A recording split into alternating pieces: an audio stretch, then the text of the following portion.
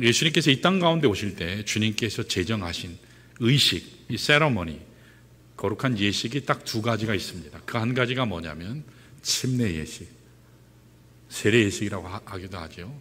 또 한 가지는 죄 만찬, 이걸 성만찬 또는 성찬식 그렇게도 얘기합니다. 침례 예식은 복음이 가져오는 변화를 상징해요. 복음.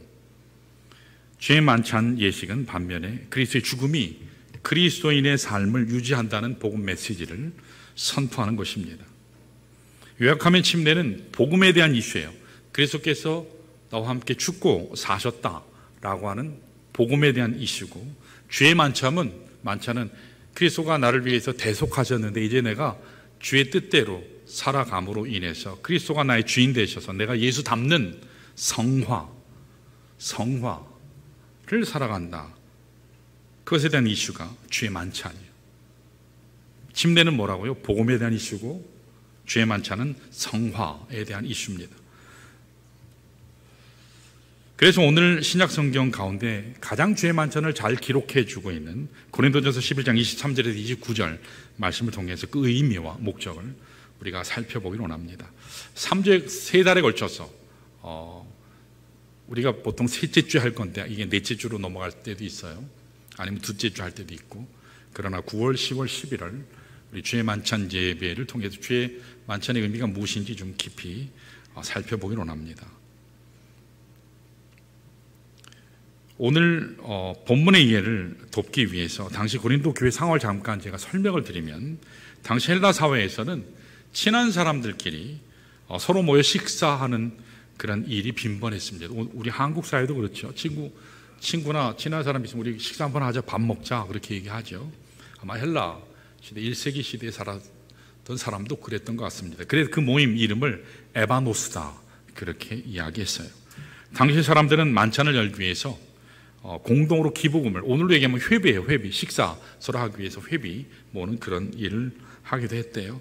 자, 그래서 고린도 교회도 이와 유사하게 성도의 교제를 위해서 아가페 밀이라고 하는 이름의 애찬을 즐겼습니다. 이 애찬은 각기 형편대로 각자 집에서 자기 먹을 만큼 음식을 교회에 가지고 와서 함께 즐기는 일종의 회식이었습니다. 자, 그런데 문제는 성도의 친교를 도모한다고 하는 이 애찬의 본래 의도가 상실이 되고 오히려 성도 간에 갈등이 일어났어요. 파당이 지어졌습니다. 고린도 교회 성도들 간에 만찬을 같이 먹는 이 전통을 실행하는 가운데 갈등이 터진 것입니다. 당시 고린도 교회는 크게 두 부류의 사람이 있었어요. 부자인 사람이 있었고 가난한 사람이 있었습니다. 자, 만찬을 준비해서 오는데 부자인 사람들은 어떻게 했을까요? 먹을 것을, 만난 것을 잔뜩 준비해 오는데 그 반면에 없는 사람들은 겨우 가지고 오든지 아니면 못 가지고 오는 거예요. 근데 만찬하는 그때 서로 나누면 좋을 것인데 부자들이 나누질 않아요. 그래서 부자들은 자기들은 배불리 먹고 심지어는 취했어요. 포도주를 마시니까. 그런데 가난한 자들은 먹지를 못하는 거예요. 그러니까 소외되는 거죠. 그러니까 갈등이 생긴 겁니다.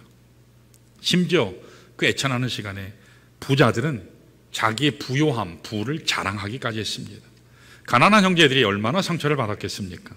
그 결과 고린도 교회는 가난한 자와 부요한 자 간에 분열하게 되고 갈등과 긴장이 생겨나게 됐습니다. 자, 그런데 진짜 고린도 교회 성도들의 문제는 뭐였냐면, 가장 큰 문제는 본래의 의도를 상실한 그와 같은 애찬, 이것이 주의 만찬이라고 오해한 데 있어요. 애찬이 주의 만찬은 아니거든요. 성만찬이 아니거든요. 먹는데 포커스가 아니에요. 주의 만찬은 주님의 찢기심과 주님의 피 흘리심에 깊이 참여해서 감사해서 내가 회개하는 시간, 돌이키는 시간이거든요. 그래서 하나님의 임재 가운데 내가 회복되는 시간이 주의 만찬 시간이에요. 주의 만찬 시간이 단지 먹는 시간이 아니거든요. 교제로 끝나는 것이 아니거든요. 그들이 하나님께서 주신 이 애초에 주의 만찬의 목적을 상실한 데 있습니다. 그래서 고린도 교회는 갈수록 신앙 성장을 이루기보다는 엄청난 신앙의 퇴보를 초래하게 됐습니다. 바울이 이것을 안타까워하면서 주의 만찬의 참 의미를 오늘 본문을 통해서 밝히고 있습니다. 크게 오늘 본문을 보면 맨 처음에 우리 23절 말씀을 보시면 이렇게 나와 있죠. 23절에 보시면 주께 받은 것이다, 주님께서 예수 그리스도께서 제정하신 것이다 라고 하는 사실을 분명히 밝히고 있어요. 그러면서 또 24절 25절에서는 이 예식을 기념하라 분명히 말씀하셨죠. 다음 달에는 기념하라는 말씀에 대해서 좀 더 깊이 우리 각 교단마다 천주교와 루터와 또 지빙글리와 캘빈과 여러 우리 개혁 신학을 따르는 교회들은 뭘 따르는가? 그래서 좀 깊이 다음 달에 좀 보기를 원합니다. 또 26절에 보면 주님이 오실 때까지 이 일을 전해야 된다, 그렇게 하는 말씀이 나와요. 그리고 27절에서 29절은 죄 만찬을 대할 때에 심령의 마음이 준비되어야 된다, 그렇게 말씀을 하고 있어요. 자, 그런데 여기 있는 내용은 이러한데, 그런데 중요한 것이 뭐냐면 오늘 우리가 주의 만찬 예식을 거행하기 전에 오늘 주의 만찬의 참 의미와 목적을 깊이 묵상하면서 어떻게 하면 주님께서 우리에게 명령하신 이 주의 만찬, 성만찬을 온전히 주 뜻대로 행할 수 있을까? 이루려면 뭐가 필요할까?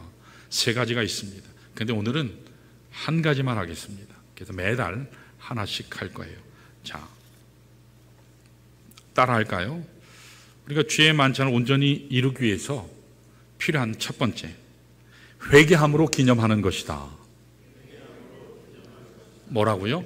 회개함으로 기념하는 거예요. 자, 우리 다음 달, 그 다음 달에 할 것도 미리 말씀드릴 거예요. 자, 두 번째는 따라할까요? 참여함으로 기념하는 것이다. 뭘 위해서요? 참여함으로. 세 번째 따라하실까요? 감사함으로 기념하는 것이다. 예, 주의 만찬은 감사함으로 기념하는 거예요. 그래서 회개함과 참여함과 감사함이 빠져버리면 그건 주의 만찬 제대로 하지 못한 거죠.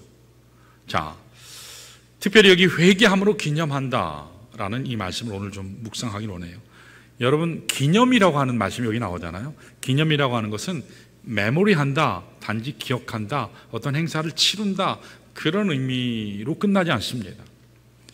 이 기념한다라고 하는 것은 2000년 전 갈보리 십자가에서 예수 그리스도께서 십자가에 못 박히셨죠. 그래서 여기 말씀에서 24절에 보면 너희를 위하여 찢기신 이유는 너희를 위해요. 특별히 나를 위해서 찢기셨어요.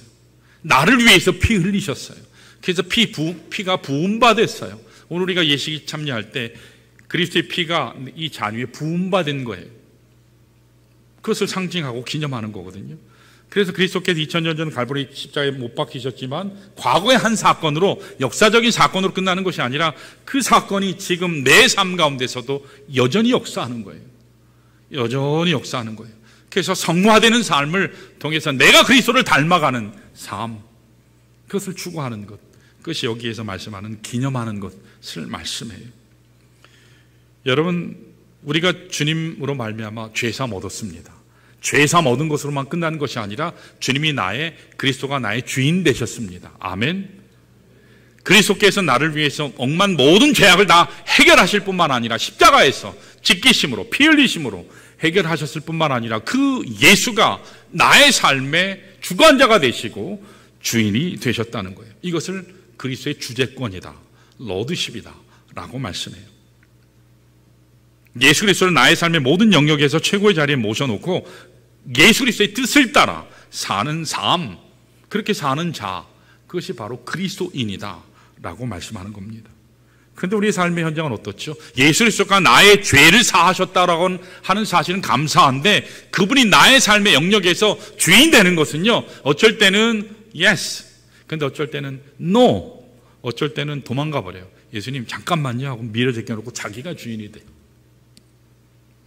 그러니까 주님이 예수가 나의 주인이라고 하면서도 삶의 현장에서는 사방에 우상들이 있다는 거죠. 내가 우상이 되기도 하고 나의 계획이 우상이 되기도 하고 내가 만들어 놓은 그 어떤 것이 우상이 되는 모습이 비일비재하다는 것입니다. 그래서 죄 만찬에서 가장 먼저 해야 되는 게 회개의 영이에요. 회개의 영을 부어주십시오. 내가 돌이키게 하옵소서. 그것을 기도하는 것이 굉장히 중요합니다. 저는 말씀을 묵상하면서 베드로가 참 많이 생각났어요. 여러분, 베드로가 어떤 사람이죠? 예수님 앞에 나올 때 생활고 속에서, 자기의 삶 속에서 어떻게 하든지 만선을 이루기 위해서 발버둥신을 하고, 분명히 예수가 그리스도다, 예수가 메시아라는 걸 알았거든요. 동생을 통해서 들었어요.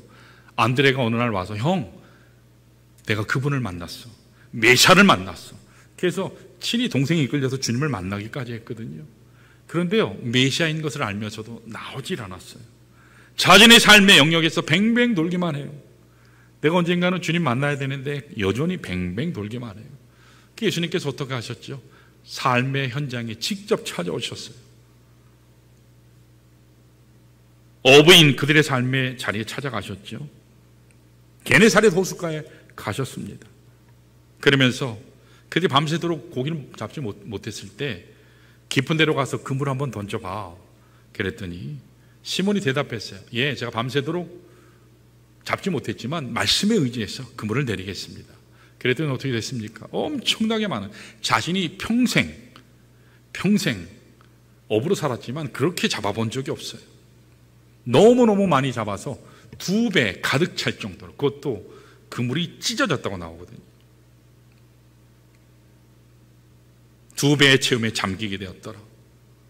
만선의 꿈을 그가 성취하자 막상 예수님을 보게 됐을 때 그리스도가 보였어요. 하나님이 보였어요. 그러면서 그가 고백하죠. 주여 나를 떠나소서. 나는 죄인이로소이다. 주님이 말씀하시죠. 무서워하지 말라. 너무 공포스러워 있으니까, 너무 두려워하니까 무서워하지 말라. 내가 이후로는 네가 사람을 취하리라. 사람을 낚는 어부가 되리라. 사역자로 이렇게 부르세요. 자, 주님 따라갔죠. 말씀해 보니까 누가복음 5장 11절에 이렇게 나와요. 그들이 배들을 육지에 대고 모든 것을 버려두고 예수를 따르니라. 그렇게 나와요. 이제 그들의 삶이 주님 따르기로 작정했죠. 자, 공생애 동안에 열심히 주님 따라다녔어요. 그런데 그들이 어땠습니까? 주님이 자신들이 출세하기 위한 어떤 도구 정도로 생각했어요. 누가 크냐 계속 그 다툼하고 있었어요. 그 나라가 이루어지면 그 나라의 좌정승 우정승 누가 할 것이냐, 거기에 관심이 많았습니다. 예수님께서는 그들에게 말씀하셨죠. 내가 십자가에 못 박힐 것인데 이제 죽을 거야. 십자가에 못 박힐 거야. 그리고 부활할 거야. 아무리 얘기해도 그들은요, 듣고 싶은 것만 들었죠. 그런데 그게 전혀 들리지 않았어요. 내가 부활하면 갈릴리로 갈 거야. 전혀 기억을 못했습니다. 그래서 누가복음 22장 54절에서 62절 말씀을 보면 뭐라고 나오나요? 거기 보면 예수님께서 그 전에 네가 오늘 밤 나를 부인할 거야. 닭 울기 전에 부인할 거야. 아유, 아니라고. 주님 절 모르세요?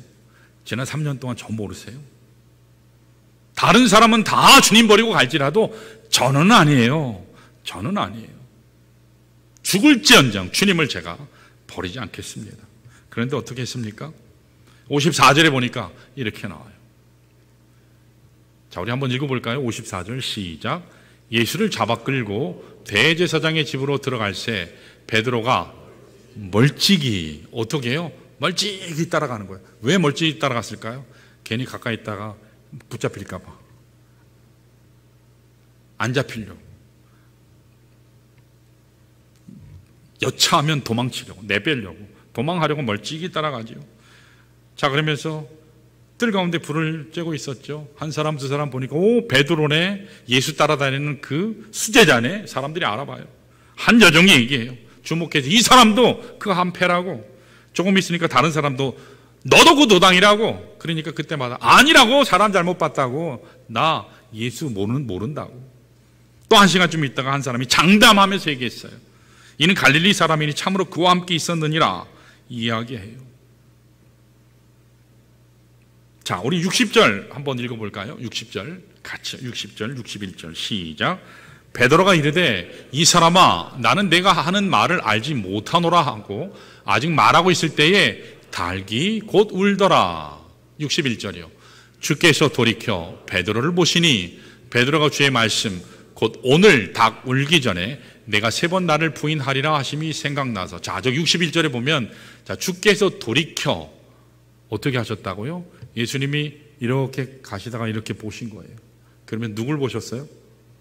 베드로를 보신 거예요. 베드로가 처음부터 끝까지 자신을 부인하는 모든 장면 하나하나를 다 보신 거예요.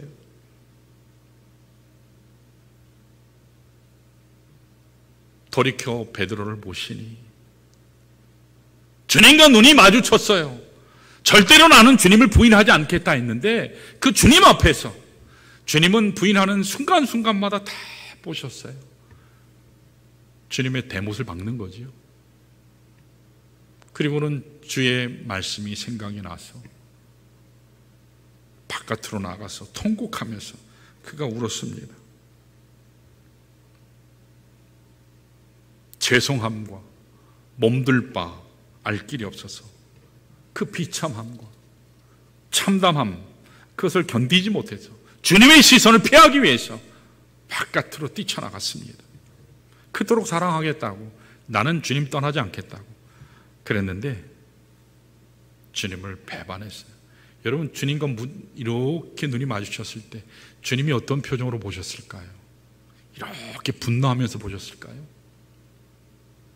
주님이 기가 막혀 하시면서 보셨을까요?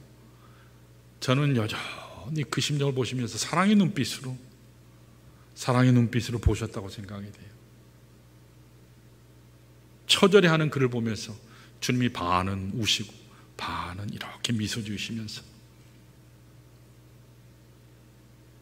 이놈아 거봐라, 내가 말한 대로 됐지? 쌤통이다, 이렇게 얘기하셨을까요? 그렇게 보셨을까요? 네가 한 놈이 뭘 해봐야 별 수 없지, 틀렸어, 네 생각 맞지? 내가 말한 대로 되잖아, 그렇게 비웃으셨을까요? 결코 그렇게 하시지 않으셨을 거라고 저는 믿습니다. 베드로야, 너무 아파하지 마. 너무 아파하지 마. 지금 이 아픔 이후에 네가 깨닫는 날이 곧 올 거예요. 성령 받으면, 성령이 임하는 날 놀랍게 쓰임 받을 거야. 내가 십자가를 지고 난 후에 부활하고 나면 갈릴리에서 만나자, 그렇게 말씀하시지 않았을까요? 사랑하는 여러분, 오늘 여러분과 저는 베드로와 다를까요? 결코 그렇지 않죠. 다르지 않습니다. 올해는 끊임없는 은혜를 받았죠. 전적인 은혜 받았어요. 일방적인 하나님의 은혜를 받았음에도 불구하고 안 받은 것처럼 우리는 때때로 행동해요. 교만해요. 다 내 노력으로, 내 능력으로 다 이룬 것처럼 감사하지 않습니다. 점점 감사하지 않아요. 지금도 우리는 삶의 자리에서 천만하면 주님을 계속 십자가로 몰아가지 않는가 생각이 돼요. 여러분, 지난 팬데믹 4년을 겪어오면서 사탄은 참 놀랍게 역사하는 것을 봐요. 우리가 아무리 핍박을 받아도 이 단시간 내에 5분의 1이라는 교회가 그렇게 없어질 수가 없어요. 6만 교회 중에 12,000개가 없어졌죠. 사탄은 교회 약점을, 그리스도인의 약점을, 우리 인간 약점을 너무 잘 알아요. 어디를 때리면 박살나는지, 예배를 때려버리니까, 모이지 못하게 하니까 이를 기회 삼아서 수많은 사람들이 교회를 떠났어요. 지금도 그래서 돌아오지 않는 사람들이 있습니다. 물론 여러 가지 이유나 사정이 있겠죠. 그러나 저는 그런 이들을 성도라고 할 수 있을지 잘 모르겠어요. 솔직히 말씀드리면 사탄은 교회 약점을 너무 잘 알아요. 너무나 잘 간파하고 있다는 것입니다. 이 세상의 현실이 너무 재미있고 너무 우리를 즐겁게 하는 유혹들이 많기 때문에 주님을 망각하고 있는 것이 얼마나 많은지 몰라요. 아니면 우리의 삶의 형편 때문에 너무 힘들어서 지쳐버려서 주님을 아예 망각해버립니다. 사랑하는 여러분, 죄의 문제가 십자가에서 물론 우리 다 해결됐어요. 그러나 우리가 주 예수 재림하시는, 주님 강림하시는 그때까지는 우리는 여전히 육체의 죄된 본성과 싸워야 돼요. 저절로 성화되는 삶, 주님 닮는 삶 이루어지는 거 아닙니다. 그렇게 사도 바울조차도 나는 날마다 죽노라, 십자가에 나의 정과 욕심을 박는다, 못 박는다, 그렇게 얘기한 것입니다. 그래서 나의 마음을 죄의 전이 되는, 성령의 전이 되는 나의 마음의 그릇을 깨끗하게 하지 아니하면 살 수 없다는 거죠. 주의 성령이 역사할 수 없다는 거죠.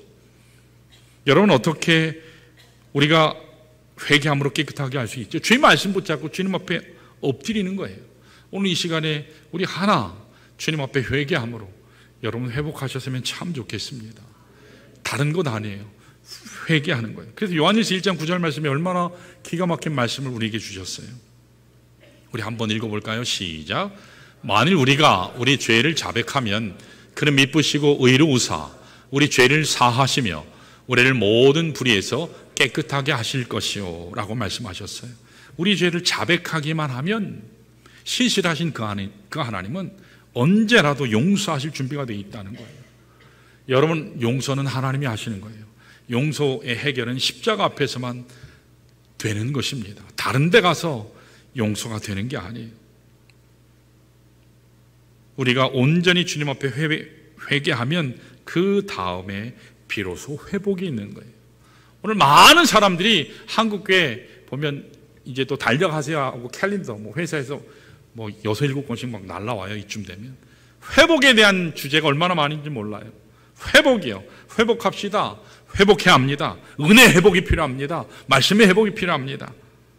회복 얘기하는데 회복은 진짜 회개하면 진짜 따라오는 줄로 믿습니다. 회개하면 회개가 이 회복이 따라와요. 그래서 회개와 회복은 동전의 양면이에요. 오늘 우리들의 문제가 무엇인지 아세요? 회복은 원하는데 회개는 하지 않아요. 지혜는 원하는데 통회하지는 않아요. 그래서 감사하지 않는 것인지 모르겠어요. 축복은 원하는데 헌신하려 하지 않아요. 편하게 신앙생활 하려고 해요. 어떤 권사직분을 가지신 분이 저희 교회 오신 적이 있어요. 한 몇 년 아마 다니셨던 것 같아요. 지금은 저희 교회 안 나오세요. 몇 년 전에 떠나셨는데 그 권사님이니까 그래도 나름 신앙생활 열심히 한 분 아니에요? 근데 주일 성수를 제대로 하질 않아요. 권사님인데. 그래서 제가 권면했어요. 권사님, 주일은 그래도 주님께 나오셔서 예배 잘 드리시고 승리하셔야죠. 그랬더니 약간 짜증난 표정으로, 담임 목사 얘기하는데 약간 짜증난 표정으로, 심각한 표정을 하면서, 목사님, 저 편하게 신앙생활하고 싶어요. 아주 심각하게 그렇게 얘기를 하는 거예요. 그런 얘기 안 하셨으면 좋겠어요. 그래서 굉장히 제가 충격이 되면서도 굉장히 마음이 아팠어요. 그런데 저분의 심령 상태는 어떨까? 물론 여러 가지 이유가 있겠죠. 그래서 저희 교회도 처음에 오시면 1년 동안, 2년 동안 사역을 맡기지 않아요. 교회에서 그냥 신앙생활로 회복되십시오. 주님 앞에서 회복되기를 기다리거든요. 제 교회 오시기 전까지 다른 교회에서 섬길 때, 예배 드릴 때 거기는 하나님이 계시고 여기는 하나님이 안 계신가요? 권사직분을 가졌다면 주일 성수는 기본이죠. 그렇게 하나님께 봉사하고 헌신했다면 여기서도 봉사하고 헌신하는 모습이 그게 하나님 앞에 바른 거거든요. 근데 그렇지 못한 모습을 이렇게 보면서 굉장히 안타까웠어요. 사랑하는 여러분, 오늘 주의 만찬을 통해서 나의 불순종, 나의 불신앙을 여러분 회개합시다. 저뿐만 아니라 우리 모두가 회개해야 돼요. 몸된 그리스도의 교회에 헌신하지 못하고 참여하지 못하는 우리 영적 게으름이 있습니다. 영적인 무관심들이 있어요. 내게 주신 사랑해야 될 자녀들, 사랑하는 남편, 아내를 사랑하지 못함을 우리가 회개합니다. 그때 주께서 진정으로 회개를 통해 참된 회복의 축복을 주신다는 사실입니다. 그러면 어떻게 주님께서 참된 회복의 축복을 주실까요? 지금 계속 베드로를 보는 거예요. 요한복음 21장에 잘 나와 있어요. 예수님께서 돌아가신 후에 어떻게 했죠? 베드로가요, 자기 친구, 예수님의 제자들이 된 그 친구 대여섯을 데리고 고향으로 다 데리고 돌아갔어요. 옛 생활로 어부잡이, 고기 잡는 생활을 다시 합니다. 그러던 어느 날 예수님께서 찾아오시죠. 디베랴 호수에 제자들에게 찾아오십니다. 그러면서 그들이 밤새도록 고기를 잡았는데 또 못 잡죠. 누가복음 5장에서는 야, 너희들 깊은 데 한번 던져봐. 그랬더니 잡았잖아요. 근데 이번에는 예수님이 물으시죠. 얘들아, 너에게 고기가 있느냐? 누군지 몰랐어요. 없습니다. 주님이 말씀하셨어요. 야, 오른쪽으로 한번 던져봐. 그랬더니 어땠죠? 엄청나게 많은 고기가 잡혔어요. 그때 센스 있는 제자 하나가 눈치챘어요. 이거 옛날에 3년 전에 그 모습인데, 사랑하시는 그 제자 요한이 주시라, 주님이시라 알았어요. 베드로가 얼마나 반가웠는지. 숯불에서 예수님이 3번 부인한 거는 까맣게 잊어먹고, 그래도 얼마나 단순한 게 이때는 편한지 몰라요. 홀랑 까먹고 주님 반갑다고 또 옷 들쳐 입고 그걸 또 헤엄쳐가지고 주님 앞에 가죠. 딱 갔더니 주님 뭐 켜놓고 계셨죠. 숯불만 보면 정신이 없는데, 숯불만 보면 배신의 그 시간이 생각나는데, 숯불을 딱 펴놓고 주님께서 기다리고 계세요. 그 위에 생선도 넣고 떡도 있었어요. 너무 익숙한 거예요. 주님은 제자들을 항상 섬기셨어요. 항상 먹이셨어요. 뒷모습만 봤는데 주님인 것을 아는 거예요. 주님이시구나. 참으로 부활하셨구나. 예수님께서 말씀하시죠. 와서 주반을 먹으라고. 당신이 누구냐고 아무도 못 물었어요. 주님인지 다 아니까. 주님이 다 식사한 후에 잘 먹이고 나서 주님 말씀하시죠. 베드로에게, 야, 요한의 시몬의 아들아, 네가 여기 있는 모든 사람들보다 나를 사랑하느냐? 그랬더니 주님 아니다. 내가 주님 사랑하는 줄 주께서 아십니다. 내 어린 양을 먹이라. 또 물으시죠. 요한의 아들 시몬아, 네가 여기 있는 모든 사람들보다 나를 사랑하느냐? 주님 그러하니다. 내가 주님 사랑하는 줄 주님 아십니다. 내 양을 치라. 다시 물으시죠. 요한의 아들 시몬아, 네가 나를 이 모든 사람들보다 사랑하느냐? 베드로가 근심하면서 주님께 대답하죠. 예, 주님, 모든 것을 아시오매 내가 주님 사랑하는 줄 주께서 아시나이다. 내 양을 먹이라.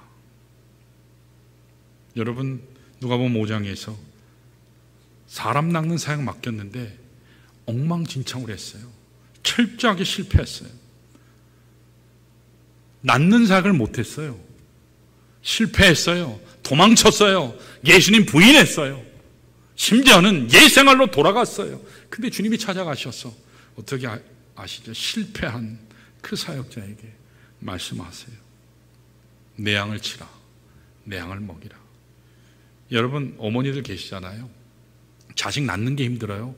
그 낳은 아이를 키우는 게 힘들어요. 우리 많은 자매님들이 우리 청소년기에 있는 이 사춘기죠. 사춘기에 있는 우리 자녀들 보면서 막 답답해가지고 속 터져가지고 이런 말씀하면 안 되는데 그런 이야기들 해요. 목사님, 묻어버리고 싶어요. 하도 열받아가지고 묻어버리고 싶대요. 키우는 게요 정말 힘들어요. 낳는 건 한 번만 아프면 되잖아요. 근데 키우는 건요 계속 애를 쓰고 사랑하고 갈등하고. 낳는 사역 실패했는데, 철저하게 실패했는데 거기서부터 다시 시작하라 해야 될 것인데 세상에서는 그렇게 할 거예요. 다시 한번 기회 줘서 너 잘하면 그 다음 가는 거야. 근데 주님은 실패했는데 더 큰 사역을 맡기세요. 주님께서요 그렇게 해서 회복시키세요.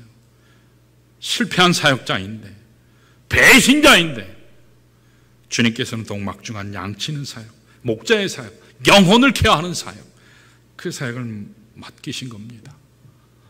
오늘 마찬가지예요. 이 성찬 예식을 통해서 하나님은 지금 우리에게 시대적인 사명으로 말씀하신다고 믿습니다. 주님께서 우리에게 다시 사역을 맡기세요. 다시 일어서서 전도하라. 붕을 위해서 뛰어라. 다음 세대 사역을 집중하라. 말씀하고 계세요. 시대적으로 하나님은 이제 우리 교회를 전도 사역에 집중할 때라고 말씀하세요. 여러분, 우리 이 지역이요 정말 복받은 지역인 거 아시죠? 아파트가 이렇게 늘어나는 지역이 대한민국에 손에 꼽아요. 없어요. 제가 하나님께서 저에게 7년, 제가 온 지 벌써 7년 6개월 됐는데, 그때 한 목사님이 한국교회 지형이라는 책을 썼어요. 한국교회 미래에 대해서. 2020년에서 2030년 어떻게 한국교회가 변화될 것인가. 그 책을 제가 굉장히 아주 심도 있게 읽었거든요. 근데 거기에서 지목한 지역이 딱 세 군데였어요. 한국이 끊임없이 발전하고 인구가 계속 늘어나고 거기서 개척해서 엄청나게 전도하고 영혼들을 섬길 곳이 미래 딱 세 군데다. 그 한 군데가 김포, 그 한 군데가 용인, 또 한 군데가 화성이라고 그랬어요. 그래서 하나님이 저를 여기 보내실 때 하나님이 가라 하시나 보다. 하나님 물고기 많은데 보내주세요. 이민교회 하면서 물고기 많은데 보내주세요 하다가 물고기 많이 보내주세요. 물고기가 뭔지 아시죠? 잃어버린 영혼들. 하나님께서 인도하셔서 오게 됐어요.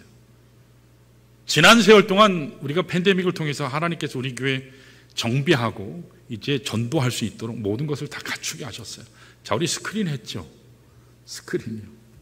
스크린 우리가 감당할 때 뭐 재정이 있어서 한 거 아니에요. 근데 성도들이 헌신해서 함께 할 수 있었어요. 여전히 우리가 마무리해야 되지만 이 모든 것이 하나님께서 우리를 향해서 다시 부르신 그 부름이라고 저는 믿어요. 예수께서 우리를 위해서 찢기셨어요. 예수께서 우리를 위해서 피 흘리셨어요. 왜요? 나를 구원하시기 위해서. 억만죄악에서 하늘 보좌에 아들, 딸 회복시키기 위해서. 거기서 끝나는 것이 아니라 이제 하나님 나라, 하나님의 통치가 나를 위해서, 나를 통해서 확장되는 전도의 사역으로 우리를 다시 부르고 계십니다. 이제는 토요일마다, 주일마다 전도하러 나가야 합니다. 이 일에 우리 다 함께 참여하시길 축원합니다. 시간 내시면 할 수 있어요. 여러분, 우리가 비어 있잖아요. 다 채우는 놀라운 은혜 역사 우리를 통해서 하나님이 이루실 줄로 믿습니다.